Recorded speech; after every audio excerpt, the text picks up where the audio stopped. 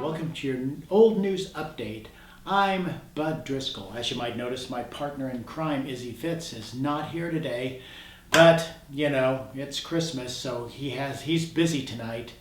On his part-time job, he has to put on his red suit and go all around the world to boys and girls who are naughty or nice. So that's what Izzy's doing. So he's going to be pretty tired. So I told him that I would do YESTERNEWS entirely by myself today. So, you know, he could get on that sleigh. So anyway, let's thank our sponsors, of course. Eagle Crest Retirement Home, 1501 East Magnolia, I believe. Headley's Clothing over there.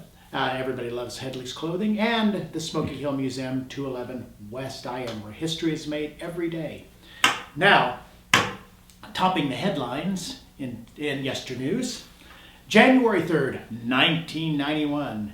5 people were kicked out of this gospel mission for drinking alcohol, including a man who later suffered frostbite after spending a night in the bitter cold. On Wednesday, the man, Robert Ritz, criticized the gospel and mission assistant director Mike Scriven for drinking with mission residents at Salina bars. Scriven confirmed that he drank with residents but defended his actions. He was also critical of the Reverend Bill Jenkins, interim mission director, for ousting the 5 men. I have a real problem with that, said the Reverend Roger Neff, who this month will take over as director of the mission, Salina's largest homeless shelter. Our mission is to minister in the name of Jesus Christ, and you wouldn't find Jesus Christ buying a beer for someone, Neff said. Well, we could argue that point, but, you know, he was always about giving. So, you know, maybe he would buy a beer for someone, or maybe just give someone a beer. You know, you never know.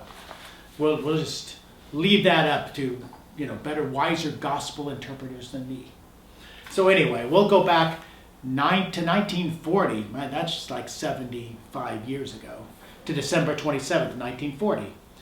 A last day alien registration rush at the Salina post office brought the total fingerprinted in Salina to 194 as the allotted 4-month period expired Thursday at midnight. Paying tribute to registrants, Postmaster R.J. Pafford said they were all very cooperative and willing to assist us in every way. He added that fully half who registered were those who had always considered themselves citizens, having come here as small children. Many, he said, have even held public office at the same time. Mexicans ranked first among the nationalities listed, with a number of Swedish and German aliens also recorded. The group also included natives of France, Italy, Greece, Norway, Denmark, South America, England, Spain, Austria, and Czechoslovakia. Well, it's a good thing they didn't try to immigrate in today's political climate. They might find a big wall blocking their way soon. Who knows? And anyway, we'll go 100 years back to December 29, 1915. Oh, this is a cautionary tale.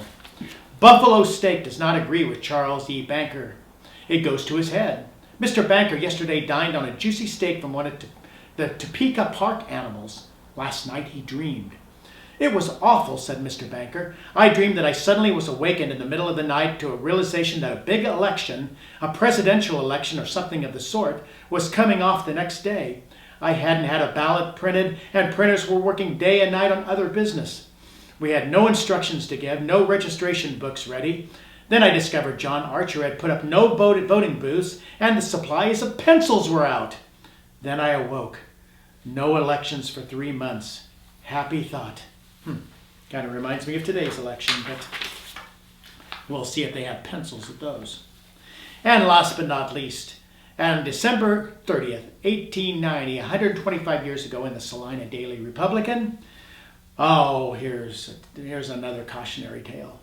The Cambria Alliance, how's that for a name? The Cambria Alliance has passed resolutions condemning the police officers of Salina for harsh and cruel treatment of their brother Ed Wells on the night of the 6th.